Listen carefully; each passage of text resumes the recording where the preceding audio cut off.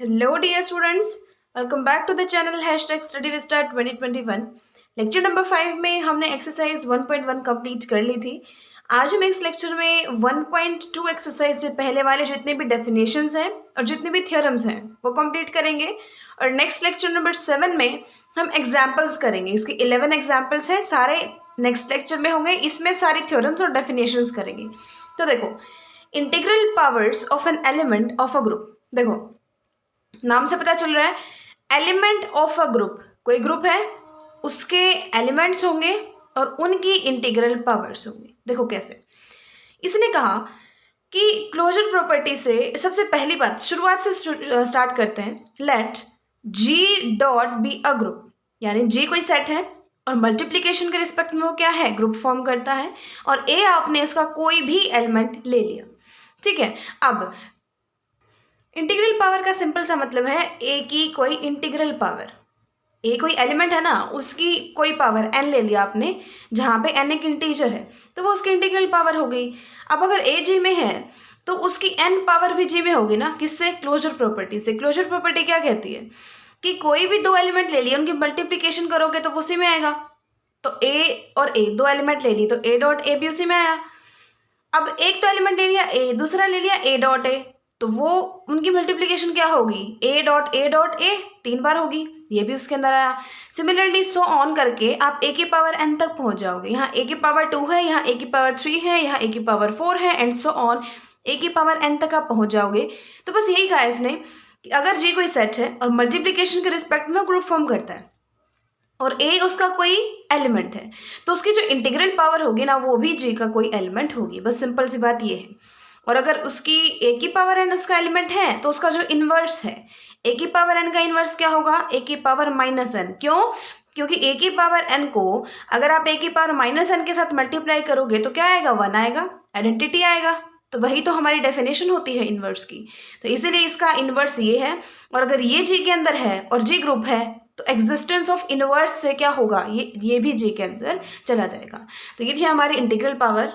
अब देखो, theorem number 1 में दो चीजें हैं कि अगर जी जो है वो स्टार ऑपरेशन के रिस्पेक्ट में ग्रुप है तो दो चीजें होंगी। आइडेंटिटी एलिमेंट यूनिक होगा। यूनिक मतलब ऐसा नहीं है कि 2-3 आइडेंटिटी एलिमेंट है, यानी 2-3 ऐसे एलिमेंट एग्जिस्ट करते हैं कि किसी भी एलिमेंट को आप उसके साथ ऑपरेट करो और वो क्या आ जाए, सेम एलिमेंट रिपीट हो जाए। तो आइडेंटिटी एलिमेंट अगर एग्जिस्ट करेगा ना तो सिर्फ एक ही होगा। और सेकंड, इनवर्स अगर एग्जिस्ट करेगा तो वो भी यूनिक होगा। ठीक है, दो नहीं हो सकते, ना इनवर्स और ना वो आइडेंटिटी। इनवर्स भी यूनिक होगा और आइडेंटिटी भी यूनिक होगा। तो फर्स्ट पार्ट में है identity of element is unique. तो देखो क्या कहता है, हम मान के चलते हैं कि मान लो दो उसके पास आइडेंटिटी एलिमेंट्स हैं, एक नहीं है, दो हैं, एक E1 है एक E2 है। अब प्रॉपर्टी लगा दो इसकी। सबसे पहले फर्स्ट के लिए E1 एक आइडेंटिटी एलिमेंट है और E2 जी का कोई एलिमेंट है, क्योंकि अगर ये दो आइडेंटिटी एलिमेंट है तो होंगे तो जी में ना। अब फर्स्ट पार्ट में हम क्या करेंगे, हम ये कहेंगे कि E1 आइडेंटिटी एलिमेंट मान लो और E2 जैसा कि इसका कोई भी एलिमेंट है। तो आइडेंटिटी की प्रॉपर्टी क्या होती है कि आइडेंटिटी को उस दूसरे एलिमेंट के साथ ऑपरेट करो, आगे या पीछे वही रिपीट हो जाए, E2 आ जाए। वही क्या ना, अभी हमने स्टार्टिंग में तो ये माना था ये दो आइडेंटिटी हैं, लेकिन प्रूव करने के लिए आप 2 स्टेप करोगे। पहले स्टेप में ये मान के चलोगे कि E1 आइडेंटिटी है और E2 एक दूसरा एलिमेंट है, तो इन दोनों पे ऑपरेशन लगाया जाएगा तो वो दूसरा एलिमेंट एज इट इज आ जाएगा। और सेकेंड स्टेप में आप E2 को मान के चलोगे आइडेंटिटी और E1 को दूसरा एलिमेंट मान के चलोगे, और इन दोनों पे जो ऑपरेशन लगाओगे तो वो दूसरा एलिमेंट यानी E1 एज इट इज आ जाएगा। ठीक है, अब ये और ये दोनों चीज़ें सेम है, तो ये जो ये वाली जो लेफ्ट हैंड साइड है ये भी सेम है, तो राइट हैंड साइड है जो वो भी तो सेम होनी चाहिए ना। तो E1 और E2 दोनों इक्वल आ गए, यानी बेशक हम उनको दो अलग अलग लेके चले थे लेकिन वो सेम आ गए। इसका मतलब आइडेंटिटी कभी दो हो ही नहीं सकते, हमेशा ही आइडेंटिटी एलिमेंट एक ही होगा, यूनिक होगा।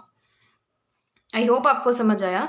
दो हम मान के चले, ठीक है। फर्स्ट स्टेप में हम क्या करेंगे, E1 को आइडेंटिटी मान के चलेंगे और E2 को इसका कोई एलिमेंट, प्रॉपर्टी लगा देंगे। सेकेंड स्टेप में E2 को आइडेंटिटी मान के चलेंगे और E1 को इसका कोई एलिमेंट, फिर प्रॉपर्टी लगा देंगे। अब ये सारे सेम हैं दोनों, सिर्फ ये डिफरेंट है और है सब इक्वल। जब ये भी सेम है तो ये भी तो सेम होंगे ना, तो E1 E2 सेम है तो आइडेंटिटी यूनिक है। सेकेंड पार्ट है इनवर्स। देखो ये भी हम ऐसे प्रूव करेंगे। ए कोई एलिमेंट ले लिया आपने ग्रुप का, अब मान के चलो उसका एक इन्वर्स नहीं है, दो इन्वर्स है, एक B1 है एक B2 है। B1 and B2 be two inverses of A under the binary operation star and let E be the identity element। अब वही काम करेंगे, दो स्टेप करेंगे। फर्स्ट स्टेप में आप B1 को इन्वर्स मान के चलो, उसकी प्रॉपर्टी लगा दो। इन्वर्स की क्या प्रॉपर्टी होती है, यानी उस एलिमेंट के साथ जब B1 को ऑपरेट करोगे तो आइडेंटिटी एलिमेंट आ जाएगा। तो A स्टार B और B स्टार A दोनों किसके इक्वल हो जाएंगे, आइडेंटिटी के। सेकेंड स्टेप में आप यही काम B2 के लिए करोगे, तो B2 के लिए करोगे तो क्या आ जाएगा, A स्टार B2 और B2 स्टार A दोनों ही आइडेंटिटी के इक्वल आ जाएंगे ना। अब B को आप क्या लिख सकते हो, B1 star E identity. Identity के साथ किसी भी एलिमेंट को ऑपरेट करते हो तो वही तो आ जाता है ना, इसलिए हम B1 को क्या लिख सकते हैं, B1 स्टार E। अब E की वैल्यू को रख दो यहाँ से, E की वैल्यू को क्या रखोगे, A स्टार B2। E की वैल्यू क्या रखोगे, A स्टार B2। तो क्या आ गया, B1 star A star B2। अब ये जैसा कि ग्रुप है, जी तो ग्रुप था और ये सारे एलिमेंट किसके हैं, उसके हैं, उसी ग्रुप के हैं। तो एसोसिएटिविटी प्रॉपर्टी से क्या होगा कि इन दोनों पे पहले लगाओ या इन दोनों पे लगाओ, आंसर सेम आएगा। तो कन्वर्ट कर दो इसमें, B1 स्टार A और B2 को अलग कर लो। ठीक है, अब ऊपर वाली जो इक्वेशन थी B1 स्टार A किसके इक्वल था, आइडेंटिटी के। तो आइडेंटिटी इंटू B2, और आइडेंटिटी को किसी भी एलिमेंट के साथ ऑपरेट किया जाता है तो क्या आ जाता है, वही एलिमेंट एज इट इज। तो B2 लेके चले थे, B1 आ गया इक्वल टू B2, तो दोनों इक्वल आ गए। तो इनवर्स अगर एग्जिस्ट करता है तो कैसा होगा, यूनिक होगा। दो मान के चले थे, दोनों इक्वल आ गए, तो इसका मतलब इनवर्स कैसा है, यूनिक है। सेकेंड देखो, इसने कहा अगर जी ग्रुप है विद रिस्पेक्ट टू मल्टीप्लिकेशन तो ए इनवर्स का इनवर्स ए होगा, यानी ए इनवर्स का उसका दोबारा फिर इनवर्स, दो बार इनवर्स लोगे ना तो वही एलिमेंट एज इट इज आ जाएगा। और ए बी का इनवर्स इक्वल होगा बी इनवर्स ए इनवर्स के। ठीक है, यानी inverse of product of two elements of a group, group के दो एलिमेंट्स ए बी के प्रोडक्ट का inverse is product of inverses in reverse order. Product of inverses मतलब दोनों के अलग अलग इनवर्सेस का मल्टीप्लिकेशन के इक्वल है, लेकिन रिवर्स ऑर्डर में, उल्टे ऑर्डर में, पहले बी इनवर्स फिर ए इनवर्स।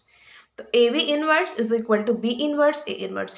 बहुत ज़्यादा यूज होता है ये चीज़, आगे भी बहुत यूज़ होगी, इस मैथ में ही नहीं आगे भी हायर स्टडीज़ में बहुत यूज़ होती है, बहुत इंपॉर्टेंट है, तो ये याद रखना। चलिए इसका प्रूफ देखते हैं। फर्स्ट तो बिल्कुल सिंपल है, फर्स्ट में आपको ये पता है ए इनवर्स ए का इनवर्स है। ठीक है, अब प्रॉपर्टी लिख दो पहले, क्या होता है इनवर्स की प्रॉपर्टी, क्या होती है, यानी उस एलिमेंट के साथ जब इनवर्स को ऑपरेट किया जाता है आगे या पीछे, यानी ए इनवर्स करो या ए इनवर्स ए करो, किसके इक्वल आता है, आइडेंटिटी के। अब inverse of A inverse is a, लेकिन अगर आप इस इक्वेशन से ये कह सकते हो कि ए का इनवर्स ए इनवर्स है, तो आप ये भी तो कह सकते हो ना कि ए इनवर्स का इनवर्स कौन है, ए है। ठीक है, ये बात मैंने आपको पहले भी बताई थी। यानी कि इस लाइन से आपको क्या पता चल रहा है, देखो अगर कहीं भी ए आ जाए कि A B equal to B A equal to identity, तो इसका मतलब क्या होता है कि ए बी का इन्वर्स है और बी ए का इन्वर्स है, दोनों चीज़ें इंप्लाई करती है ये चीज़। तो वही बी की जगह सिर्फ ए इन्वर्स ही तो है वहाँ पे, तो इसका मतलब ए इन्वर्स का इन्वर्स है और ए इन्वर्स ए का इन्वर्स है, यानी दोनों एक दूसरे का इन्वर्स है। तो अगर आप क्या लिखो कि ए इन्वर्स का इन्वर्स कौन है, ए इन्वर्स का इन्वर्स कौन है, ए है। ठीक है ना, अगर ए का इन्वर्स ए इन्वर्स है तो ए इन्वर्स का इन्वर्स कौन है, ए है। तो वही चीज़ मैंने की कि ए इन्वर्स का इन्वर्स कौन है, ए है। ठीक है, तो वही चीज़ प्रूव होगी, कुछ भी नहीं करना आपको, सिर्फ डेफिनेशन लिखनी है और फिर ये कहना है कि अगर ए का इन्वर्स ए इन्वर्स है तो ए इन्वर्स का इन्वर्स कौन है, ए है, यानी ए इन्वर्स का इन्वर्स कौन है, ए है। बस सिर्फ यही करना है। सेकेंड में आपको ये प्रूव करना है, देखो यहाँ भी आपको यही चीज़ स्टार्टिंग में लिखनी है, दोनों के लिए अलग अलग, क्योंकि इसमें तो सिर्फ ए था ना, सेकंड पार्ट में ए और बी दो चीज़ें, तो दोनों के लिए लिख लो। A inverse is equal to A inverse A equal to identity, और बी के लिए लिखोगे तो B B inverse is equal to B inverse B identity. इनका हम आगे यूज़ करेंगे, इसलिए हमने इन दोनों को लिख लिया है। अब आगे देखो, अब ये आपको लेके चलना है, याद रखना आप ये कि A B B inverse A inverse, ये आपको लेके चलना है। देखो इसको आप सोल्व करो। सबसे पहले तो एसोसिएटिव प्रॉपर्टी यहाँ पे होल्ड करती है। एसोसिएटिव प्रॉपर्टी क्या कहती है कि पहले किन्हीं को भी करो, पहले इन दोनों को ऑपरेट कर लो, इन दोनों को कर लो। 3 में तो आपको पता है कि फर्स्ट सेकंड को कर लो या सेकंड थर्ड को पहले कर लो, कोई फर्क नहीं पड़ता। लेकिन 4 हैं तो उन पे भी तो आप एसोसिएटिविटी लगा सकते हो ना। तो इन पे कैसे लगा सकते हैं कि इन दोनों को करके और इन दोनों को करके फिर जो आंसर आएंगे उनको आपस में करो, या ए को अलग करो, बी ए इनवर्स को अलग करो और बीच वाले दोनों को कर लो, उससे कोई फर्क नहीं पड़ता, आंसर सेम आएगा। ये एसोसिएटिविटी कहती है 4 एलिमेंट्स पे जब लगाई जाती है। ठीक है, अब बी बी इनवर्स हमने पीछे देखा था, क्या था? आइडेंटिटी था। तो ए आइडेंटिटी ए इनवर्स। अब आइडेंटिटी है, मल्टीप्लाई करोगे तो वही सेम आ जाएगा, तो ए इनवर्स आ गया। और ये क्या था हमने पीछे देखा था, क्या था? आइडेंटिटी था। यानी क्या आ गया कि A B B inverse A inverse is equal to identity. अब अगेन अब दो स्टेप आपको लेने हैं। ये तो फर्स्ट स्टेप है, ये है सेकेंड स्टेप। इसको आगे, इसको पीछे, फिर इसको भी सोल्व कर लो। इसमें भी वही करेंगे हम, बी इनवर्स अलग ए बी अलग, तो बीच वाले दोनों पे ऑपरेट कर दो, ए इनवर्स ए। अब ये क्या होता है? आइडेंटिटी। तो ये किसके इक्वल हो गया? बी इनवर्स बी के। और ये भी हमने पीछे देखा किसके इक्वल था? आइडेंटिटी। तो ये चीज़ भी आइडेंटिटी आ गई, ये चीज़ भी आइडेंटिटी आ गई, दोनों इकट्ठा कर दो। तो क्या आया? A B B inverse A inverse is equal to identity is equal to B inverse A inverse A B. क्या आपको नहीं लगता ये डेफिनेशन है इनवर्स की, कि जब इसको इसके साथ ऑपरेट कर रहे हो ना, या आगे या पीछे, तो आइडेंटिटी के इक्वल आ रहा है, तो दोनों एक दूसरे के क्या हैं? इनवर्स हैं। या फिर आप कह सकते हो कि ए बी का इनवर्स कौन है? बी इनवर्स ए इनवर्स है। यानी ए बी का इनवर्स कौन है? बी इनवर्स ए इनवर्स है। और यही आपको क्या करना था? प्रूव करना था। ठीक है, आपको याद भी हो गया होगा ये तो। फर्स्ट स्टेप में हमने सिर्फ इन दोनों को लिख लिया था इनवर्स की डेफिनेशन लगा के। नेक्स्ट हमने क्या किया? पहले ये चीज़ लेके चले, ए बी और B inverse A inverse, identity prove किया। सेकेंड स्टेप में हम इसको आगे और इसको पीछे लेके चले, इसको भी आइडेंटिटी प्रूव किया, उनको फिर इकट्ठा लिखा। फिर हमने देखा कि ये तो इनवर्स की डेफिनेशन होती है, यानी ए बी का इनवर्स क्या होगा? बी इनवर्स ए इनवर्स होगा। तो यही आपको प्रूव करना था। थर्ड थ्योरम कहती है कैंसलेशन लॉज। कैंसलेशन लॉज क्या कहते हैं आपको? कि अगर जी कोई ग्रुप है under the binary operation star, then both left and right cancellation laws hold in G. मतलब देखो ये ग्रुप है, बाइनरी ऑपरेशन ये है, तो लेफ्ट और राइट कैंसलेशन लॉ बोलते हैं इनको। देखो फर्स्ट क्या कहता है कि अगर ए की मल्टीप्लाई बी के साथ, मल्टीप्लाई नहीं बोल सकते, ऑपरेशन, जब ए और बी का ऑपरेशन ए और सी के ऑपरेशन के इक्वल है, जब इन पे ऑपरेशन लगाया जाता है और इन पे लगाया जाता है, वो सेम आ रहा है, तो आप मैथ में हम क्या करते हैं? अगर ऐसा कुछ हो जाए कि 3 × 4 इज इक्वल टू 3 × 6, तो 3 से 3 काट देते हैं ना। वैसे यहाँ होगा कि आप ए से ए को काट सकते हो, लेफ्ट कैंसलेशन लॉ का यूज कर सकते हो, यानी कि जो लेफ्ट में ए है ना उनको कैंसिल कर सकते हो। क्या आ जाएगा फिर काटोगे तो? बी इक्वल टू सी आ जाएगा। इसको बोलते हैं लेफ्ट कैंसलेशन लॉ। अगर राइट में है तो, यानी B star A equal to C star A है, तो राइट में ए को आप कैंसिल कर सकते हो, बी इक्वल टू सी आ जाएगा। बस यही होते हैं लेफ्ट कैंसलेशन लॉ और राइट कैंसलेशन लॉ। यानी जो कॉमन आ रहा है ना, अगर वो लेफ्ट में है तो आप उनको कैंसिल कर सकते हो, बी इक्वल टू सी आ जाएगा। अगर राइट में है तो आप उनको कैंसिल कर सकते हो, बी इक्वल टू सी आ जाएगा। प्रूफ कैसे करते हैं? देखो प्रूफ में आप यही करोगे, देखो जैसा ये जिसने दी हुई है एज इट इज लिख लो। आपको प्रूव करना है कि बी और सी इक्वल होंगे, तो ये तो पहले आप एज इट इज लिखो कि A star B equal to A star C. अब दोनों साइड ए इनवर्स से मल्टीप्लाई कर दो। प्री मल्टीप्लाई मतलब पहले मल्टीप्लाई, पोस्ट मल्टीप्लाई अगर कहीं होता है तो मतलब पीछे मल्टीप्लाई। तो प्री मल्टीप्लाई यानी इधर आगे करेंगे, तो A inverse star A star B equal to A inverse star A star C. अच्छा, जो ऑपरेशन चल रहा है ना, उसी ऑपरेशन में आपको सारे काम करने होते हैं। कहीं आप प्री मल्टीप्लाई करके यहाँ पर डॉट लगा दो, नहीं, अगर यहाँ पे स्टार है तो यहाँ पे भी हम स्टार ही लगाएंगे ना। इसका प्री मल्टीप्लाई कहने का मतलब ये है कि ए इनवर्स को पहले करके और उस पर वो ऑपरेशन लगा दो। जरूरी नहीं है हमेशा वो मल्टीप्लाई ही होगा, कुछ और भी हो सकता है ऑपरेशन। तो ये जस्ट एक सिंबल है, ये मल्टीप्लाई नहीं है आप, ये जनरल सिंबल है जो कि कुछ भी हो सकता है क्वेश्चन के अकॉर्डिंग। तो प्री मल्टीप्लाई आपने किया ए इनवर्स से, तो A inverse star A star B equal to A inverse star A star C आया। फिर एसोसिएटिविटी लगाओ। एसोसिएटिविटी क्या कहती है कि इन दोनों पे पहले लगाओ, ये इन दोनों पे लगाओ, आंसर सेम आएगा। तो क्या आएगा, A inverse star A star B is equal to A inverse star A star C. अब ए इनवर्स स्टार ए, ये तो आइडेंटिटी होता है। अब किसी ए को उसी के इनवर्स से मल्टीप्लाई करोगे तो आइडेंटिटी ही तो आएगा ना, और ए इनवर्स को ए से मल्टीप्लाई करोगे तो भी आइडेंटिटी आएगा।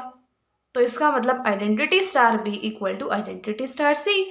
अब आइडेंटिटी को किस एलिमेंट से ऑपरेट कर रहे हो तो वही एलिमेंट तो एज इट इज आता है ना, तो बी इक्वल टू सी आ गया। हैंस ये हम लेके चले थे और आ गया क्या कि बी इक्वल टू सी है, यही हमने प्रूव कर दिया। सेकंड बिल्कुल सेम है, बिल्कुल सेम है मतलब सिर्फ यही डिफरेंस है कि यहाँ पे जैसा कि ए पीछे है तो आपको ए इनवर्स से प्री मल्टीप्लाई नहीं क्या करना पड़ेगा, पोस्ट मल्टीप्लाई, ताकि ए इनवर्स हो जाए, यहाँ पे भी ए इनवर्स हो जाए, वो आइडेंटिटी हो जाए यहाँ भी और यहाँ भी। फिर हम कहेंगे कि किसी एलिमेंट को आइडेंटिटी के साथ ऑपरेट करते हो ना तो वही एलिमेंट आ जाता है, तो यहाँ बी आ जाएगा, यहाँ सी आ जाएगा, तो दोनों इक्वल आ जाएंगे। वही किया इसने, पोस्ट मल्टीप्लाई किया ए इनवर्स से, तो बी स्टार ए इनवर्स किसकी इक्वल आ गया, सी स्टार ए इनवर्स। अब इसको अलग किया, इन दोनों को इकट्ठा करा, इसको अलग किया, इन दोनों को इकट्ठा किया, फिर ये आइडेंटिटी होता है, ये भी आइडेंटिटी होता है, तो बी सी के इक्वल आ गया। ठीक है, दोनों ये कैंसिलेशन लॉस बहुत इंपॉर्टेंट है। कई बार ये लेफ्ट कैंसिलेशन लॉ और राइट कैंसिलेशन लॉ बोल के भी आपसे एग्जाम में पूछ लेता है, जरूरी नहीं है हमेशा डेफिनेशन ही आएगी, लेकिन ये तो हम सिंपल है ना, हम बता सकते हैं।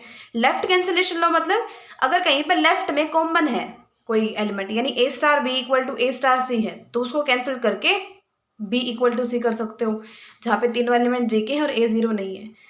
और सिमिलरली राइट कैंसिलेशन लॉ है तो B star A equal to C star A है, राइट में इनको कैंसिल कर सकते हो, बी इक्वल टू सी आ जाएगा, जहाँ पे तीनों उसके एलिमेंट हैं और ए जीरो नहीं है। नेक्स्ट देखिए, थ्योरम नंबर 4 क्या कहती है, अगर ये ग्रुप है तो A B belongs to G के लिए ये तो इक्वेशंस हैं, A into X equal to B and Y into A equal to B, इनके यूनिक सोल्यूशंस होंगे दोनों के जी में। ठीक है, इन जी का मतलब क्या है, वो जो सॉल्यूशन होंगे ना वो किस में एग्जिस्ट करेंगे, जी में एग्जिस्ट करेंगे। अब देखो ध्यान से देखना, यहाँ पे आपको दो चीज़ें प्रूव करनी है कि पहली बात तो इनका सॉल्यूशन एग्जिस्ट करेगा, और दूसरी बात वो सॉल्यूशन कैसा होगा, यूनिक होगा। तो यहाँ से लेके और यहाँ तक ये तो हमने ये प्रूव किया कि उसका सॉल्यूशन एग्जिस्ट करेगा और वो ये होगा, और यहाँ से लेके और यहाँ तक ये हम क्या प्रूव करेंगे कि वो यूनिक होगा। ठीक है सिंपल, वैसे बड़ा लग रहा है, बिल्कुल सिंपल है। स्टेप्स याद करने हैं आपको ग्रुप्स एंड रिंग्स में तो बस, क्योंकि कॉन्सेप्ट तो बिल्कुल सिंपल है, वही चीज़ें बार बार रिपीट होती रहती हैं। स्टार्ट आपने करना है यहाँ से कि अगर ए इसका कोई ये ग्रुप में से है और ग्रुप है तो एग्जिस्टेंस ऑफ इनवर्स भी है, यानी ए है तो ए इनवर्स भी जी में होगा। किस टाइप से कि ए इनवर्स और ए इनवर्स ए आइडेंटिटी होगा। ये तो हमने जस्ट लिख लिया, स्टार्टिंग यहाँ से होगी, इसको लिख लो, A dot X equal to B लिखा। अब हम क्या करेंगे, ए इनवर्स से प्री मल्टीप्लाई कर देंगे। अगर आपको पता है क्या है, ग्रुप्स एंड रिंग्स में इस टाइप के थ्योरम्स को ना लिख के देखना पड़ता है, तब आपको पता चलता है कि स्टेप्स याद होते हैं फिर आपको, क्योंकि एग्जाम में अगर आपको ये आता है तो ठीक है, लेकिन कई बार हम स्टेप्स में कंफ्यूज हो जाते हैं कि हाँ हमें क्या करना था। कई बार हम स्टार्टिंग ही नहीं मतलब कंफ्यूज हो जाते हैं कि स्टार्टिंग ही कहाँ से थी इस क्वेश्चन की। वो क्यों होता है, क्योंकि हमारी प्रैक्टिस नहीं होती, हमने लिख के नहीं देखा होता, तो रिवाइज करना पड़ेगा आपको। एग्जाम्पल्स इजी होते हैं, लेकिन थ्योरम्स में स्टार्टिंग कहाँ से है, फिर कौन सा स्टेप है, फिर कौन सा, ये आपको लिख लिख के ही याद होगा, वरना ऑलमोस्ट स्टूडेंट्स एग्जाम में कहीं ना कहीं तो ज़रूर कंफ्यूज होते हैं, और उसका रीज़न यही होता है कि उन्होंने लिख के नहीं देखा होता। तो प्लीज़ लिख के देखें। अब देखो वही मैंने बताया आपको, हम एज इट इज़ यहाँ लिखेंगे और उससे प्री मल्टीप्लाई करेंगे। फिर आपको पता है एसोसिएटिव लॉ लगाएंगे हम, वो क्या कहता है, इनको इकट्ठा कर लेंगे, इसको कर देंगे अलग। सिमिलरली इसको रखेंगे सेम, यहाँ तो दो ही है ना, सेम रखेंगे। अब ये तो होता है आइडेंटिटी, ये सेम है। एक्स की वैल्यू क्या आ गई, ए इनवर्स बी, यहाँ से एक्स की वैल्यू क्या आ गई, ए इनवर्स बी। अब ये एक इक्वेशन थी और यहाँ से एक्स की वैल्यू आ गई, तो ये सॉल्यूशन ही है ना। जैसे हमारे क्वाड्रेटिक इक्वेशन होती थी कि x + 3 = 4, और लास्ट में हम फिर क्या करते थे, x की वैल्यू निकाल लेते थे, तो वो x सॉल्यूशन ही तो था उस इक्वेशन का। तो ऐसे यहाँ पे कोई इक्वेशन है और x की वैल्यू हमने निकाल ली, तो ये सॉल्यूशन ही तो है ना उसका। अब दूसरे स्टेप पे हम ये इक्वेशन रख लेंगे, y इंटू बी ये रख लेंगे और यहाँ से किसकी वैल्यू निकाल लेंगे, y की। अब देखो डायरेक्टली भी आप देख सकते हो y की वैल्यू क्या आएगी, इसको उधर ले जाओगे, इसको क्या लेके जाओगे, उधर लेके जाओगे, लेकिन ये पीछे है ना तो इसके भी पीछे ही आएगा, तो इसका y का आंसर क्या आएगा, b a इनवर्स आएगा। जैसे इसका क्या आया था, ये आगे था ना, तो इसका आंसर क्या आया था, x का a इनवर्स b। ये सिर्फ मैं आपको याद कराने के लिए बता रही हूँ, जैसे हम सिंपल मैथ में करते हैं ना वही चीज़ है। अगर आगे है तो x की वैल्यू क्या आ जाएगी, उधर जाएगा ना, इन्वर्स में जाएगा, लेकिन आगे जाएगा पीछे जाएगा वो कैसे पता चलेगा, यहाँ आगे है तो वहाँ भी आगे जाएगा। तो x equal to a inverse b और y equal to B A inverse. बाकी आपको तरीका ये लगाना है, या तो प्री मल्टीप्लाई करना है या पोस्ट मल्टीप्लाई करना है। उसमें प्री किया था, इसमें पोस्ट मल्टीप्लाई करो, एसोसिएटिव लॉ लगाओ, a इंटू ए इनवर्स तो आइडेंटिटी है, तो y की वैल्यू क्या आ गई, बी ए इनवर्स। तो ये सॉल्यूशन आ गया इसका। तो ये उसका सॉल्यूशन है, ये उसका सॉल्यूशन है। आपको क्या प्रूव करना है, यूनिक प्रूव करना है। अब इसने सिर्फ x के सॉल्यूशन को यूनिक प्रूव किया हुआ है, जो फर्स्ट इक्वेशन थी ना उसके सॉल्यूशन को यूनिक प्रूव किया हुआ है, और फिर लिख दिया है कि सिमिलरली हम प्रूव कर सकते हैं कि इस इक्वेशन का सॉल्यूशन भी यूनिक होगा। तो अगर मार्क्स के पे डिपेंड करता है, अगर ज़्यादा मार्क्स का है तो आप ये भी प्रूव कर देना, अगर नहीं है तो आप इसको ऐसे लिख सकते हो। कैसे प्रूव करेंगे, यूनिकनेस कैसे प्रूव करते हैं, दो मान के चलते हैं और लास्ट में दिखा देते हैं कि दोनों सेम थे, तो यानी वो यूनिक है। मान के चले हम इसके दो सॉल्यूशन है इस इक्वेशन के, x1 और x2, यानी अब सॉल्यूशन है तो इक्वेशन को सेटिस्फाई करेंगे, यानी a into x1 will be equal to B and a into x2 will be equal to B होगा। सेटिस्फाई करेंगे ना अगर सॉल्यूशन है तो। अब ये b है, ये भी b है, राइट हैंड साइड सेम है तो लेफ्ट हैंड साइड भी सेम करो, तो a dot x1 equal to a dot x2। अब आप ये प्रोसीजर भी कर सकते हो या डायरेक्ट लिख सकते हो कि by left cancellation law. Left cancellation law यही कहता है ना कि लेफ्ट में अगर कोई कॉमन एलिमेंट है तो आप उसको कैंसिल करके क्या कर सकते हो, x1 इक्वल टू x2। और अगर आप ध्यान से देखो ना, इसने किया क्या हुआ है, उस कैंसिलेशन लॉ का प्रूफ ही किया हुआ है। देखो लेफ्ट कैंसिलेशन लॉ में हमने क्या किया था, a इनवर्स से प्री मल्टीप्लाई किया, एसोसिएटिव लॉ लगाया, उसको आइडेंटिटी लिखा, इक्वल आ गया। तीन स्टेप क्या किए, a इनवर्स से प्री मल्टीप्लाई, एसोसिएटिव लॉ लगाया, उसको आइडेंटिटी के इक्वल लिखा, आंसर आ गया। यहाँ भी यही करेगा, इसने a इनवर्स से पहले मल्टीप्लाई किया, एसोसिएटिव लॉ लगाया, आइडेंटिटी के इक्वल लिखा और वो इक्वल आ गए। ठीक है, इसने एक तरीके से उसका प्रूफ किया हुआ है। आप डायरेक्ट भी यूज़ कर सकते हो, ये भी कर सकते हो, मार्क्स पे डिपेंड करता है, जैसा आपको लगे कि यहाँ इस टाइप से करना चाहिए वैसा कर लेना। अब दो अलग अलग लेके चले थे आगे से, तो इसका मतलब सॉल्यूशन जो है इस इक्वेशन का यूनिक है। सिमिलरली इसके लिए करोगे तो क्या करोगे, मान के चलोगे इसके दो सॉल्यूशन हैं, तो y1 into A equal to B हो जाएगा, y2 into A equal to B हो जाएगा। अब राइट हैंड साइड सेम है तो लेफ्ट हैंड साइड भी सेम हो जाएगी, तो y1 into A will be equal to y2 into B. फिर आपने a इनवर्स से पोस्ट मल्टीप्लाई करना है, फिर एसोसिएटिव लॉ लगाना है, और फिर जो a इनवर्स a आएगा या फिर a इनवर्स आएगा, जो भी आएगा उसको आइडेंटिटी के इक्वल लिखना है, तो y1 y2 दोनों क्या आ जाएंगे, इक्वल आ जाएंगे। तो उससे पता चलता है सॉल्यूशन यूनिक है। पहले हमने सिर्फ और सिर्फ ये लिखा, फिर हमने ये इक्वेशन लिखी, इसका सॉल्यूशन निकाला, फिर हमने सेकंड वाली इक्वेशन लिखी, उसका सॉल्यूशन निकाला, बस इतना काम किया। नेक्स्ट में यूनिकनेस दिखाने के लिए दो सॉल्यूशन लेके चले। अब वो सॉल्यूशन है तो सेटिस्फाई करेंगे तो यहाँ से और x1 इक्वल टू x2 निकाल दिया। सिमिलरली सेकंड में हम प्रूव कर सकते हैं कि वो यूनिक है। ये आपकी थी थ्योरम। अच्छा, ये बीच में फिर एग्जाम्पल्स हैं और थ्योरम और डेफिनेशंस फिर यहाँ से स्टार्ट होती हैं। एग्जाम्पल हम नेक्स्ट वीडियो में करेंगे सारे। ऑर्डर ऑफ एन एलिमेंट क्या होता है, किसी एलिमेंट का ऑर्डर। देखो ग्रुप का ऑर्डर आपको पता है, उस ग्रुप में जितने एलिमेंट है ना वो उसका ऑर्डर है, यानी कि किसी में 5 एलिमेंट है तो उसका ऑर्डर कितना है, 5। लेकिन ये ऑर्डर ग्रुप की नहीं, ये एलिमेंट के ऑर्डर की बात कर रहा है यहाँ पे। तो एलिमेंट का ऑर्डर का मतलब क्या होता है कि अगर ए उसका कोई एलिमेंट है तो उसका ऑर्डर मतलब क्या, उसका ऑर्डर m कब होगा, अगर a की पावर m आइडेंटिटी है तो। इसको एग्जाम्पल से समझते हैं।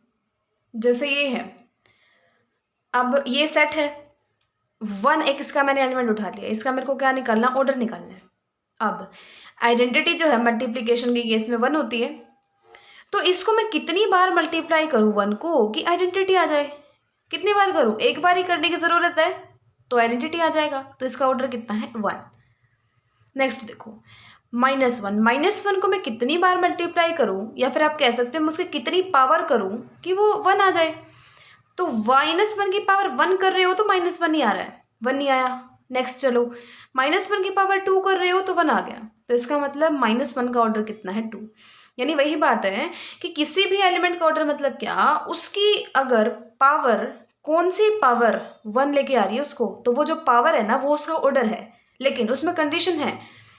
कंडीशन क्या है कि -1 की पावर 2 भी 1 होती है, -1 की पावर 4 भी 1 होती है, -1 की पावर 6 भी 1 होती है। लेकिन ऑर्डर कौन सा चूज करेंगे हम? लीस्ट, सबसे छोटा।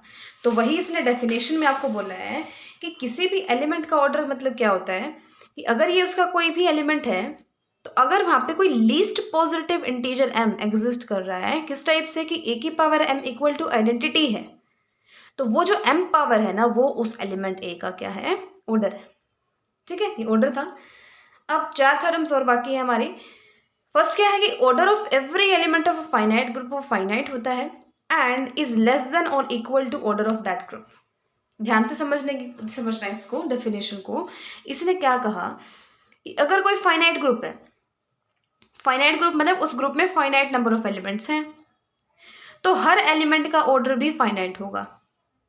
यानी अगर मान लो उसमें 7 एलिमेंट है तो वो फाइनाइट ग्रुप है, तो उसके हर जो एलिमेंट है ना उसका ऑर्डर भी फाइनाइट होगा। ऐसा नहीं होगा कि उसको इन्फिनिटी टाइम मल्टीप्लाई करने पे 1 आ रहा है, नहीं, उसको भी किसी finite number of times multiply करने पे 1 आपके पास आ जाएगा। एंड इज लेस देन और equal to order of that group. यानी मान लो उसमें 5 एलिमेंट हैं, तो उसके हर एलिमेंट के जो ऑर्डर है ना या तो 5 होगा या 5 से कम होगा, उससे ज़्यादा नहीं हो सकता। ये 2 चीज़ें बोली है इसने। तो सबसे पहले हम क्या प्रूव करेंगे? यहाँ तक इसने ये प्रूव किया है कि उसका ऑर्डर फाइनाइट होगा, और उसके बाद इसने ये प्रूव किया है कि वो लेस देन और इक्वल टू दैट ग्रुप होगा। तो इसके 2 पार्ट हैं, यहाँ से लेके यहाँ तक फर्स्ट चीज़ प्रूव की है, यहाँ से लेके यहाँ तक इसने सेकेंड चीज़ प्रूव की है। ईजी है, करते हैं। देखो, सबसे पहली बात, ये फाइनाइट ग्रुप है और एक कोई एलिमेंट है। अब ध्यान से सुनना, जैसा कि नंबर ऑफ एलिमेंट्स उसमें फाइनाइट है, फाइनाइट नंबर ऑफ एलिमेंट्स हैं, तो इसका मतलब ए है। अब ए उसका कोई एलिमेंट है तो ए भी उसका एलिमेंट होगा, ए स्क्वायर भी एलिमेंट होगा, ए क्यूब भी एलिमेंट होगा, ए 4 भी एलिमेंट होगा, एंड सो ऑन। किससे? क्लोजर प्रॉपर्टी से। ये भी पीछे किया था हमने, क्लोजर प्रॉपर्टी से। यानी ए अगर उसका एलिमेंट है तो एक को 2 बार मल्टीप्लाई करने पे ए स्क्वायर आया, वो भी जी में होगा। ए और ए स्क्वायर 2 एलिमेंट है तो इनकी मल्टीप्लीकेशन यानी ए क्यूब भी जी में होगी। तो क्लोजर प्रॉपर्टी से सारे के सारे उस जी में आ जाएंगे, और सारे क्या होंगे? एक मिनट, सारे उसमें आ जाएंगे। अब इसमें फाइनाइट नंबर ऑफ एलिमेंट्स हैं। कैसे है? फाइनाइट नंबर ऑफ एलिमेंट्स हैं, लेकिन ये तो इन्फिनिटी तक जा रहा है। तो इसका मतलब ये सारे अलग अलग नहीं हो सकते, क्योंकि सारे अगर अलग अलग हो गए तो इसका मतलब तो ये इन्फिनिटी तक चला गया। ठीक है ना? तो कहीं ना कहीं जाके मान लो 1 2 3 4 है तो उसके बाद चीज़ें रिपीट होनी स्टार्ट हो जाती हैं। आई होप आप समझ रहे हो। देखो, एक बार स्टार्टिंग से बताते हैं। ये ग्रुप था, ए उसका कोई एलिमेंट था, तो इसका मतलब क्लोजर प्रॉपर्टी से ए स्क्वायर, ए क्यूब, ए की पावर 4 सारे ही उसके एलिमेंट हैं। इतना हम समझ गए। अब लेकिन ये तो इन्फिनिटी तक जा रहा है ना, और इस ग्रुप का ऑर्डर है फाइनाइट, यानी इसमें फाइनाइट नंबर ऑफ एलिमेंट्स हैं। तो ये सारे के सारे उसमें कंटेन कब होंगे? ग्रुप जी के अंदर। ग्रुप तो फाइनाइट है, ये इन्फिनिटी तक जा रहे हैं, इसका मतलब कहीं ना कहीं तो रुकेंगे ना ये जाके। तो वही चीज इसने कही कि जैसा कि नंबर ऑफ एलिमेंट जी में फाइनाइट है, तो सारे अलग अलग नहीं हो सकते कि इन्फिनिटी तक जा रहे हैं और सारे अलग अलग हैं, नहीं, कहीं ना कहीं जाके ये रुक जाएंगे और उसके बाद वाले एलिमेंट रिपीट हो जाएंगे, यानी कि वो पहले वाले किसी ना किसी के इक्वल हो गए। ठीक है? यानी कहीं दूसरे के इक्वल होने स्टार्ट हो जाएंगे, यानी कोई ना कोई ए की पावर m1 ए की पावर m2 के इक्वल होगा। अब अगर ऐसा है तो ए की power m1 minus m2 is equal to A की पावर 0। क्या किया इसने? सिर्फ इसको इधर माइनस में ले आया, तो उधर क्या बच गया? ए की पावर m1 माइनस m2 हो गया इधर तो, और उधर 1 था, तो 1 को हम क्या लिख सकते हैं? ए की पावर 0 लिख सकते हैं ना। यानी अब देखो, अब ए की पावर, अब इसका मतलब क्या है, ए की पावर m1 माइनस m2 ए की पावर 0 के इक्वल है। इसका मतलब ए की पावर m1 माइनस m2 किसके इक्वल है, आइडेंटिटी के इक्वल है। ठीक है ना, आइडेंटिटी, आइडेंटिटी जो यहाँ पे आइडेंटिटी के इक्वल है। आइडेंटिटी क्या है, यहाँ पे 1 है ना, तो 1 को इसने क्या कर दिया, आइडेंटिटी लिख दिया। यानी इसको कोई m मान लो, तो ए की पावर m जो किसके इक्वल आ गया, किसी आइडेंटिटी के इक्वल आ गया।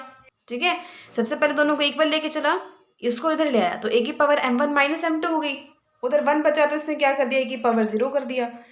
अब ये ए की पावर 0 के इक्वल है, तो इसका मतलब ए की पावर m1 माइनस m2 किसके इक्वल है, आइडेंटिटी के इक्वल है। अब ए की power m equal to identity है, जहाँ पे m1 माइनस m2 को हमने m लिख दिया। अब यानी कोई ना कोई पॉजिटिव इंटीजर m एग्जिस्ट कर रहा है कि ए की पावर m किसकी इक्वल आ रही है, आइडेंटिटी के इक्वल। यही तो हमारी डेफिनेशन थी किसकी, ऑर्डर की। लेकिन यहाँ पे लीस्ट पॉजिटिव इंटीजर नहीं है, वो कोई ना कोई इंटीजर है कि ए की पावर m आइडेंटिटी के इक्वल आ रही है, तो उसका ऑर्डर m भी हो सकता है, m से छोटा भी हो सकता है।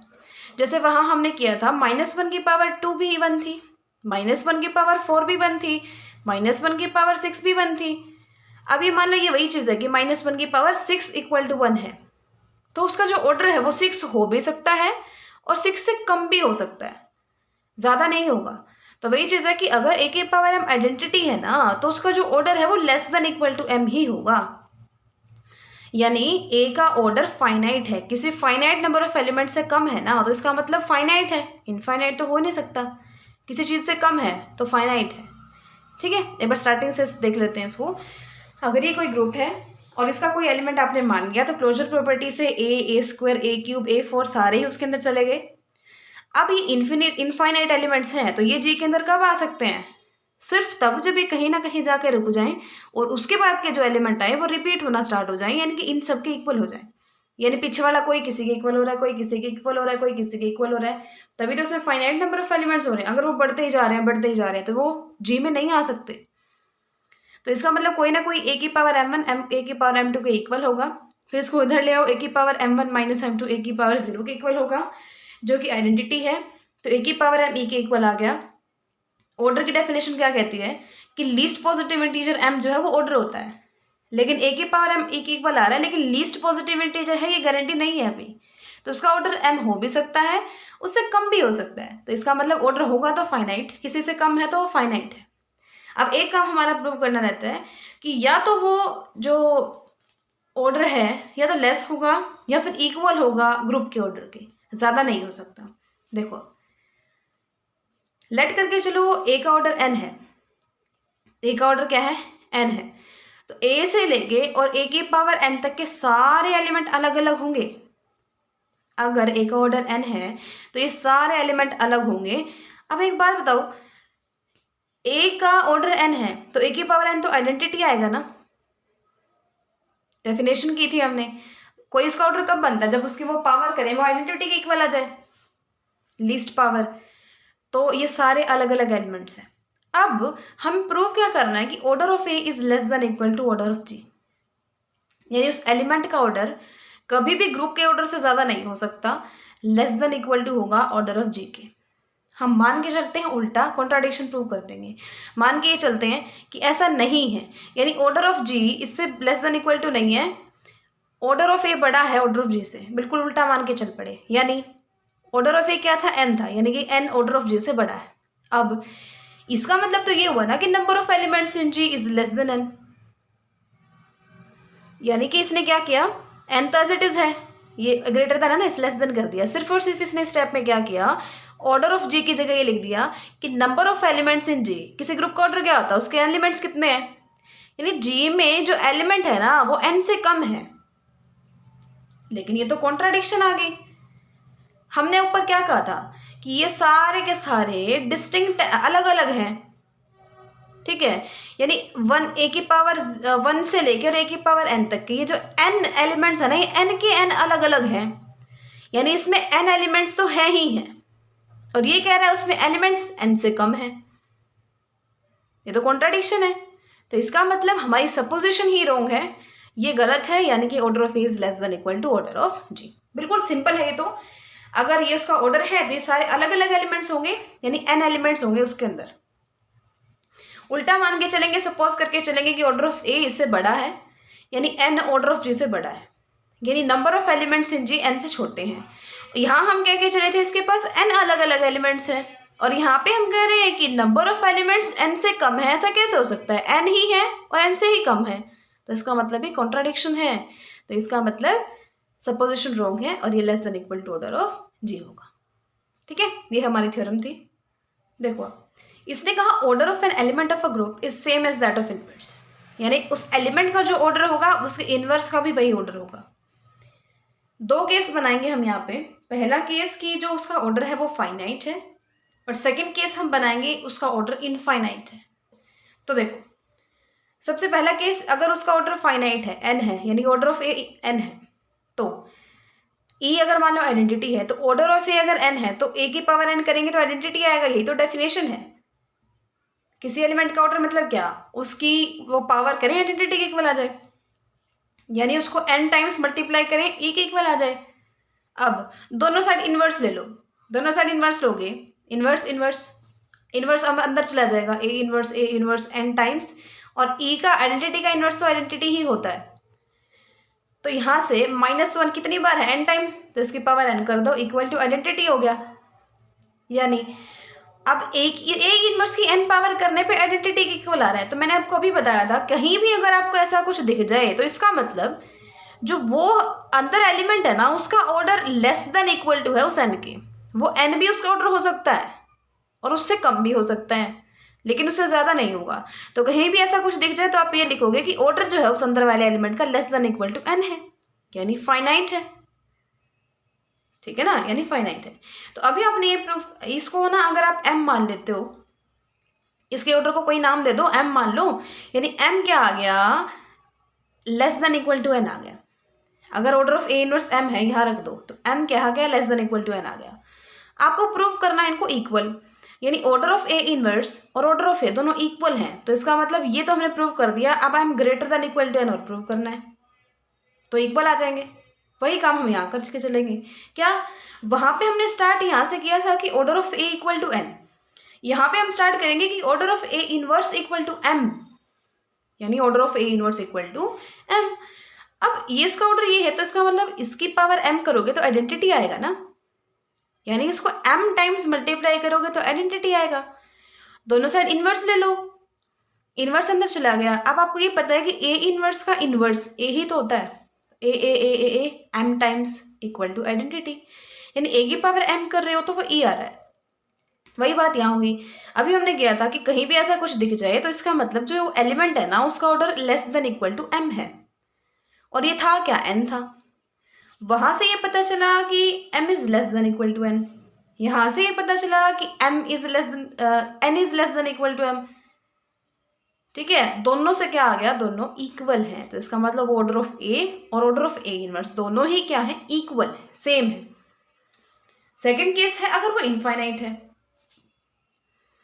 तो ए का ऑर्डर अगर इनफाइनाइट है, आपको ये प्रूव करना है कि ए इनवर्स का ऑर्डर भी क्या है? इनफाइनाइट है, तभी तो इक्वल होंगे ना। मान के चलो इसका ऑर्डर फाइनाइट है, मान के चलो क्या इसका ऑर्डर क्या है? फाइनाइट है, यानी ऑर्डर ऑफ ए इनवर्स कोई एम है, फाइनाइट है यानी कि कोई एम मान लिया हमने, यानी उसकी पावर एम करोगे तो वो आइडेंटिटी आ जाएगा। अब एम को अंदर ले लो, इनवर्स को बाहर ले लो, पावर है आगे पीछे कर सकते हैं, इससे कोई फर्क नहीं पड़ता। तो ए की पावर एम का इनवर्स आइडेंटिटी है। अब दोनों साइड इनवर्स ले लो, यहाँ भी इनवर्स ले लो, यहाँ भी इनवर्स ले लो। अब यहाँ तो इनवर्स का इनवर्स वही सेम आ जाएगा, ए की पावर एम।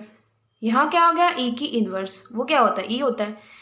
यानी आपके पास एट लास्ट क्या आ गया कि ए की power M is equal to identity, यानी ऑर्डर जो है ए का, कहीं भी अगर ऐसा कुछ आ जाए तो order of A is less than equal to M. अब ऐसा हो कैसे सकता है? ए का ऑर्डर इनफाइनाइट है, और इन्फिनिटी क्या किसी एम से कभी कम हो सकती है? किसी फाइनाइट, किसी 3 4 5 6 किसी से भी कम हो सकती है इन्फिनिटी? नहीं, कॉन्ट्राडिक्शन है। जिसका मतलब जो हमने माना था ना वही गलत है। इसका मतलब जो ऑर्डर है ना ए इनवर्स का, वो फाइनाइट नहीं है, इनफाइनाइट है। यानी इसका भी इनफाइनाइट है तो इसका भी इनफाइनाइट है, उसका फाइनाइट है तो उसका भी फाइनाइट है। तो दो कंडीशन थी, दोनों में ही हमने ये प्रूव कर दिया कि जो ऑर्डर एलिमेंट का है वही उसके इनवर्स का है। ये देखिए, इसमें इसने कहा कि अगर A element is of order N, वो एन ऑर्डर का है, तो ए की पावर m आइडेंटिटी के इक्वल होगी if and only if n is a divisor of m। बिल्कुल वही चीज इसने कही है। इसने क्या कहा कि अगर किसी एलिमेंट का ऑर्डर n है, यानी देखो अभी पीछे हमने देखा था कि -1 का जो ऑर्डर है वो 2 है। क्यों? क्योंकि -1 की जब 2 पावर करोगे ना तभी 1 आता है। तो इसका ऑर्डर कितना हो गया 2, यानी -1 की 2 पावर करोगे तो 1 आता है। लेकिन -1 की 4 भी तो 1 आता है, -1 की पावर 6 भी तो 1 आता है, -1 की पावर 8 भी तो 1 आता है, -1 की पावर 10 भी तो 1 आता है। तो उसी से रिलेटेड ये थ्योरम है। ये कहती है कि अगर कोई ऑर्डर है उसका, किसी भी एलिमेंट का कोई ना कोई ऑर्डर है, ठीक है, तो और आपको ये दिया हुआ है कि माइनस उस एलिमेंट की कोई पावर आइडेंटिटी के इक्वल है, यानी ये तो ऑर्डर बता रहा है कि -1 का ऑर्डर जो है 2 है, और दूसरी इक्वेशन आपको ये भी दी हुई है कि -1 की पावर 6 जो है 1 के इक्वल है। तो जो उसका ऑर्डर है ना वो उस पावर को डिवाइड करेगा हमेशा, ठीक है। -1 की पावर 2 1 है, ये तो उसका ऑर्डर है, 2 तो उसका ऑर्डर है, तभी इसकी पावर 2 1 आ रही है। लेकिन -1 की पावर 6 भी 1 आ रही है। इसका मतलब जो वो ऑर्डर है 2 वो उस पावर को डिवाइड करेगा, ये कहता है ये, ठीक है। यानी अगर ए कोई एलिमेंट है और उसका ऑर्डर है n, लेकिन ए की पावर m भी आइडेंटिटी है, तो n जो है वो डिवाइजर है m का, यानी n डिवाइड करेगा किसको? m को। प्रूफ देखते हैं। मान के चलो उसका ऑर्डर n है, ऊपर दिया है ना इसने, उसका ऑर्डर क्या है? n है, and n is divisor of m। If and only if है, मतलब अगर ऐसा है तो n उसका डिवाइजर होगा, और अगर n उसका डिवाइजर है तो a की पावर m आइडेंटिटी होगा। ये दो अलग अलग चीजें हैं, ये है तो ये प्रूव करना है, ये है तो ये प्रूव करना है। दो पार्ट है, एक तो यहाँ तक है, यहाँ तक, और दूसरा यहाँ से नीचे। फर्स्ट में कुछ भी मान लो, एक कोई भी एक मान लो, इसने मान लिया कि n m का डिवाइजर है। प्रूव क्या करना है आपको कि a की पावर m आइडेंटिटी होगा। देखो हमें मान, ये तो दिया हुआ है, तो दोनों केस में दिया हुआ है कि a का ऑर्डर n है। अब हमने मानना क्या है कि n m का डिवाइजर है। प्रूव करना है कि a की पावर m आइडेंटिटी होगा। अब स्टार्ट करते हैं। इसकी कंडीशन से ये क्या कहता है, अगर a का ऑर्डर n है तो इसका मतलब a की पावर n करोगे तो आइडेंटिटी आएगा। अब n m का डिवाइजर है, यानी n m को डिवाइड करता है, तो डिवीजन एल्गोरिथम क्या कहती है कि m is equal to n Q. जैसे मैं कहूँ कि 2 जो है वो 6 को डिवाइड करता है, तो 6 को मैं क्या लिख सकती हूँ? 2 × 3, ठीक है ना। तो जो जो डिवाइड करता है ना उसकी कुछ ना कुछ मल्टीप्लाई करके वो दूसरे वाला आ जाता है जिसको वो डिवाइड करता है। तो वही चीज़ है कि अगर n m को डिवाइड करता है तो m किसी n q के इक्वल होगा। अब a की पावर m निकाल लो, तो m की वैल्यू रख दो, क्या आएगी? n q। तो a की पावर क्या हो गई? n q। a की पावर n अलग करो, q को उसको अलग करो, लेकिन a की पावर n तो क्या है? आइडेंटिटी है, तो आइडेंटिटी की पावर q। अब आइडेंटिटी की कुछ भी पावर कर लो, वही आइडेंटिटी सेम आता है, तो a की पावर m क्या आ गया? आइडेंटिटी आ गया, ठीक है। 3 चीज़ें थी आपके पास, उसका ऑर्डर n था, n m का डिवाइजर था, और आपको प्रूफ क्या करना था कि a की पावर m आइडेंटिटी के इक्वल आ रही है। कंडीशन क्या कहती है कि a की पावर n करोगे तो आइडेंटिटी आएगी, क्योंकि उसका ऑर्डर है। अब ये उसका डिवाइजर है, तो इसका मतलब कोई ना कोई इंटीजर q के लिए m n q के इक्वल होगा। a की पावर m निकालोगे तो वैल्यू रखोगे, a की पावर n तो आइडेंटिटी था, तो आइडेंटिटी की पावर q, जो कि हमेशा क्या होती है? आइडेंटिटी होती है। प्रूव हो गया। सेकेंड में आपको ये मान के चलना है कि a की पावर m e के इक्वल है। प्रूव क्या करना है कि n m का डिवाइजर है। देखो अब m और n दो इंटीजर है, तो डिवीजन एल्गोरिथम क्या कहती है कि उसको उससे डिवाइड करोगे ना तो कोई ना कोई क्वोशिएंट आएगा, कोई ना कोई रिमाइंडर आएगा। यही बात है, कोई भी दो नंबर ले लो, कितना बड़ा कितना ही छोटा कुछ भी हो, तो उसको अगर उससे डिवाइड करोगे तो कोई ना कोई क्वोशिएंट आएगा, कोई ना कोई रिमाइंडर आएगा। ये तो सिंपल बात है। यानी m equal to N Q plus R होगा। डिवीजन एल्गोरिथम कहती है ये। डिवीजन एल्गोरिथम अगर आपको पता है ना तो काफ़ी अच्छी बात है, वरना देख लेना, बहुत सारी वीडियोस भी हैं, अगर आप गूगल पे सर्च करोगे तो वहाँ भी आपको बहुत कुछ मिल जाएगा। तो m is equal to N Q plus R है। और वैसे भी हम बता देते हैं, देखो कुछ नहीं होता, जिसको डिवाइड किया जा रहा है वो किसके इक्वल होता है? जिससे डिवाइड किया जा रहा है इंटू क्वोशिएंट प्लस कुछ रिमाइंडर बचा, बस यही होता है। अब a की पावर n निकालोगे अगर आप, तो a की power n Q plus R हो जाएगी, वैल्यू रख दो, इनको अलग अलग कर लो, a की पावर n इंटू क्यू और a की पावर r। ए की पावर एन इंटू क्यू, इसको अलग कर लो, ए की पावर आर अलग कर दो, लेकिन ए की पावर एन तो क्या थी, आइडेंटिटी थी, ठीक है ना, क्योंकि इसको तो हम लेके चलेंगे दोनों केस में कि इसका ऑर्डर एन है, इसका ऑर्डर एन है, तो आइडेंटिटी ये हो गया आइडेंटिटी, यानी सिर्फ ए की पावर आर बच गया। ए की पावर एम किसके इक्वल है, ए की पावर आर के इक्वल है, लेकिन ए की पावर जो एम है वो तो किसके इक्वल है, ई के इक्वल है। अभी हमने लेके चले थे कि ए की पावर एम तो ए के इक्वल है, तो इसका मतलब ए की ये दोनों इक्वल है, और ये ई के इक्वल है, तो ये भी तो ई के इक्वल है, यानी ए की पावर आर ई के इक्वल है, जहाँ पे जो रिमाइंडर होता है वो हमेशा 0 और n के बीच में होता है ना। जो रिमाइंडर आया, मान लो मैंने 7 को 2 से डिवाइड किया, तो रिमाइंडर कितना बचेगा, 1 बचेगा, तो 1 तो हमेशा 2 से कम ही होगा ना, यानी 0 और उस जिससे हम डिवाइड कर रहे हैं उन दोनों के बीच में होता है।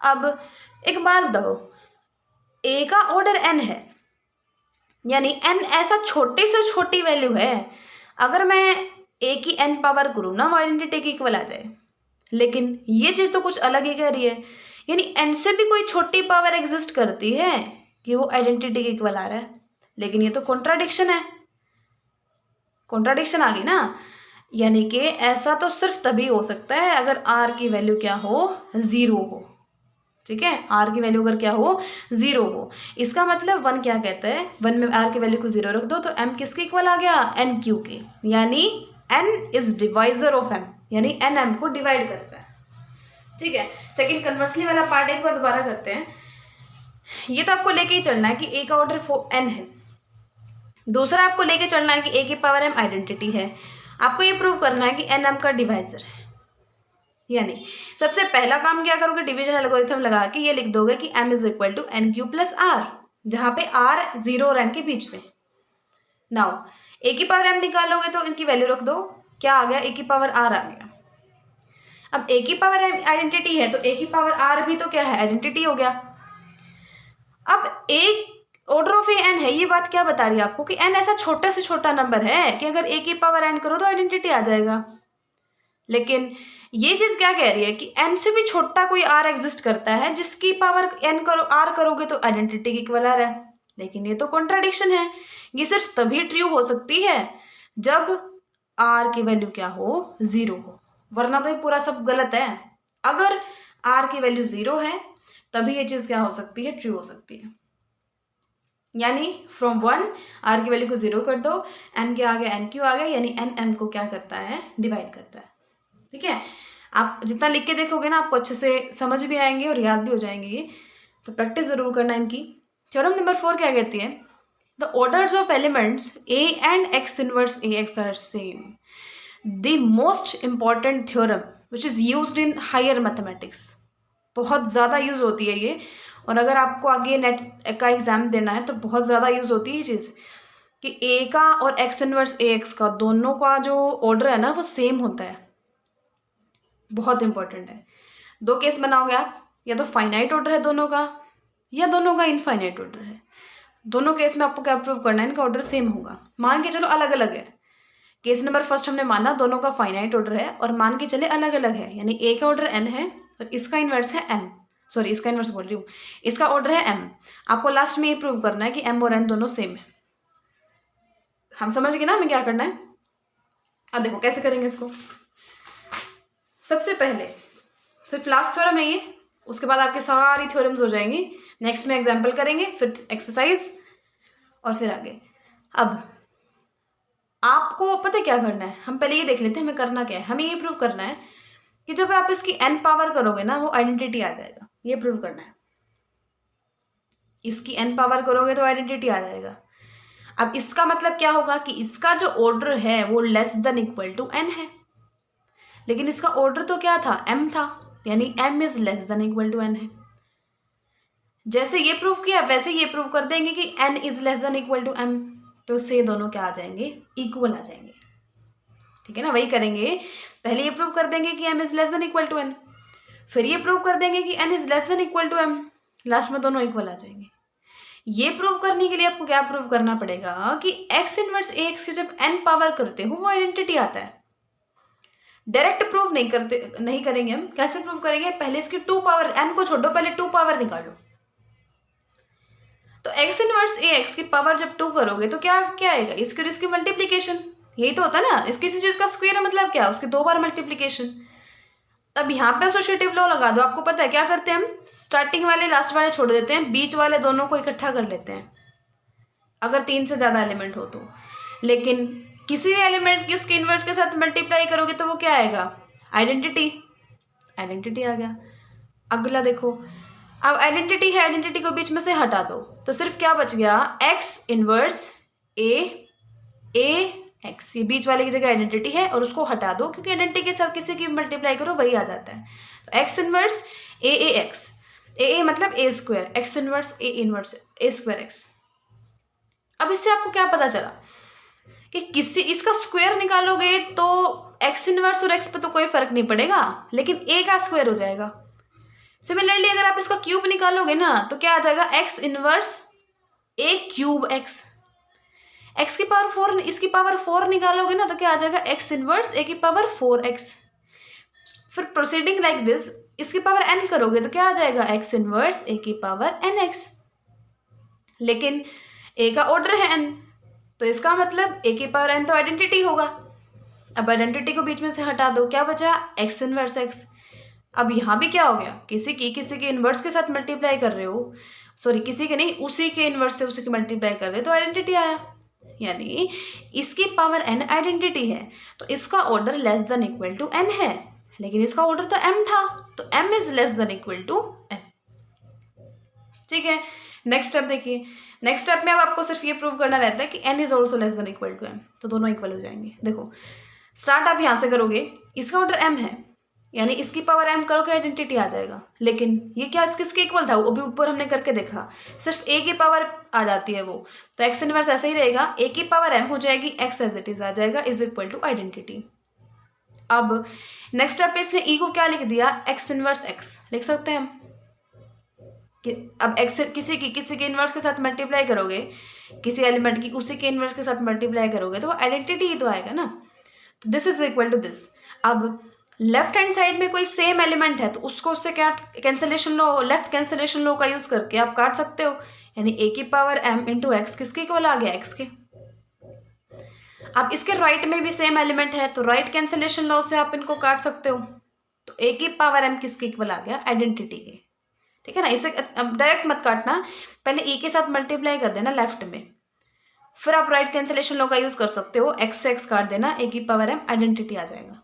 अब ये a की कोई पावर आइडेंटिटी है यानी a का order less than equal to होगा उस पावर के यानी m के, लेकिन इसका ऑर्डर था क्या, n था, तो n is less than equal to m। यहां से क्या है कि m is less than equal to n, तो दोनों क्या आ गए, इक्वल। ठीक है, सेकंड केस क्या कहता है, अगर इनफाइनाइट है, अगर a का ऑर्डर इनफाइनाइट है, आपको क्या प्रूव करना है कि x इनवर्स x का ऑर्डर भी क्या होगा, इनफाइनाइट होगा, तभी तो इक्वल होगा। लेकिन कॉन्ट्राडिक्शन से प्रूव करेंगे, मान के चलते हैं उसका ऑर्डर भी फाइनाइट, उसका ऑर्डर फाइनाइट है, a का तो इनफाइनाइट है लेकिन इस x इनवर्स ax का ना फाइनाइट है, और मान लिया m है, तो अगर m है तो x इनवर्स ax की पावर m क्या होगा, आइडेंटिटी होगा ना। लेकिन इसको ओपन कर लो जैसे हमने ऊपर किया था, क्या आएगा, x इनवर्स a की power m x equal to identity होगा। अब दोनों साइड आपने x से प्री मल्टीप्लाई कर दिया और x इनवर्स से पोस्ट मल्टीप्लाई कर दिया, दोनों स्टेप सेम एक ही स्टेप में करने हैं आपको, x से तो प्री मल्टीप्लाई और x इनवर्स से पोस्ट मल्टीप्लाई, तो क्या बन जाएगा, x इनवर्स a की पावर m x और x इनवर्स से पोस्ट मल्टीप्लाई किया है। सिमिलरली यहाँ पे x तो पहले मल्टीप्लाई हो जाएगा बीच में e, और पोस्ट मल्टीप्लाई किससे हो जाएगा, x इनवर्स से। ठीक है, अब x इनवर्स भी आइडेंटिटी है, ये भी आइडेंटिटी है, तो क्या बच गया, e a की पावर m आइडेंटिटी था यहाँ पे इसको हटा दो बीच में से, तो x इनवर्स बच गया। अब यहाँ से आइडेंटिटी की मल्टीप्लीकेशन तो किसी के साथ करो वही एज इट इज आ जाता है ना, इसलिए हम बोलते हैं इसको आप हटा सकते हो, तो a की पावर m क्या आ गया, आइडेंटिटी, x इनवर्स क्या होता है, आइडेंटिटी। लेकिन अब ध्यान से सुनना, इसकी पावर m आइडेंटिटी है, इसका मतलब order of a is less than equal to m। अब ऊपर हमने कहा था कि एक ऑर्डर इनफाइनाइट है, यहाँ हम कह रहे हैं उसका ऑर्डर किसी फाइनाइट नंबर से कम है, लेकिन ये तो कॉन्ट्राडिक्शन है, तो इसका ऑर्डर जो हमने सपोज किया था वही गलत है। इसका ऑर्डर फाइनाइट नहीं है, कैसा है, इनफाइनाइट है। यानी इसका ऑर्डर अगर इनफाइनाइट है तो इसका भी इनफाइनाइट है, इनका ऑर्डर सेम है। ठीक है, तो ये हमने, यही है हमारी थ्योरम्स। उसके अलावा तो सिर्फ एग्जाम्पल्स हैं और फिर एक्सरसाइज करेंगे। तो अगर किसी भी थ्योरम में कोई भी प्रॉब्लम है तो आप आज पूरा दिन आपके पास, आप मुझे कमेंट करके बता सकते हो। नेक्स्ट जो लेक्चर है उसमें हम जब एग्जाम्पल करेंगे ना, तो मैं वो जो थ्योरम है आपको, जिसमें आपको प्रॉब्लम होगी या जो स्टेप होगा वो भी एक बार रिपीट करा दूंगी स्टार्टिंग में। उसके बाद फिर हम एग्जाम्पल करेंगे। तो आज अच्छे से करके देखना सारे थ्योरम्स को। कोई प्रॉब्लम हो तो आप बता सकते हो, नेक्स्ट लेक्चर में हम उनको डिस्कस करेंगे। So keep learning and thanks for watching.